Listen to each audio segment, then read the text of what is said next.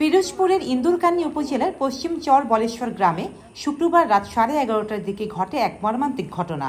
স্থানীয় 2 নম্বর ওয়ার্ডের ইউপি সদস্য এবং সাবেক স্বেচ্ছাসেবক লীগ নেতা মোহাম্মদ শহীদুল ইসলাম হাওলাদারকে তার নিজ বাড়িতে কুপিয়ে হত্যা করা হয়। হামলায় তার ভাবি মুকুল বেগমও নিহত হন এবং স্ত্রী রেহানা বেগম গুরুতর আহত অবস্থায় বর্তমানে খুলনা মেডিকেলে চিকিৎসাধীন। আমি দেখছি ইউনুস শেখ, রফিকুল হাওলাদার, লিটন হাওলাদার, শাহজামা আর শহীদুল শেখ, রফিকুল শেখ আমরা পাইতে থাকা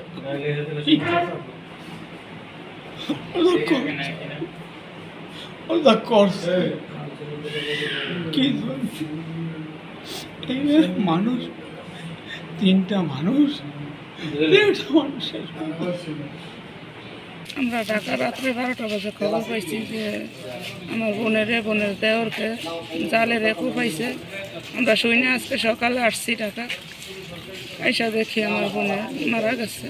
নিহতের পরিবার জানায়, সৌদি প্রবাসী ইউনুস হাওলাদারের নেতৃত্বে 4-5 জনের একটি দল আচমকাই শহীদুল ইসলামের ওপর হামলা চালায়। তার চিৎকার শুনে স্ত্রী ও ভাবি ছুটে এলে তাদেরকেও কোপানো হয়। আমি ঢাকা ছিলাম, আর ঢাকা তো এসে খবর পেয়ে এসে দেখি আমার মা আম্মারে, আমার কাকারে, কাকিরে কোপাইছে।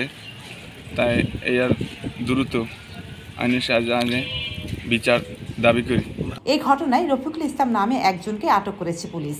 জেলা পুলিশ সুপার খান মোহাম্মদ আবু নাসের জানায়, পূর্ব শত্রুতার জের ধরেই ঘটেছে এই হত্যাকাণ্ড। বাকি আসামিদের গ্রেপ্তারের অভিযান চলছে।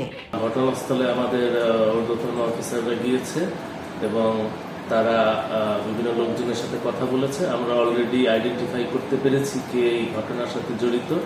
এ ব্যাপারে যে ঘটনার সাথে জড়িত এরকম একজনকে আমরা অ্যারেস্ট করে ফেলেছি।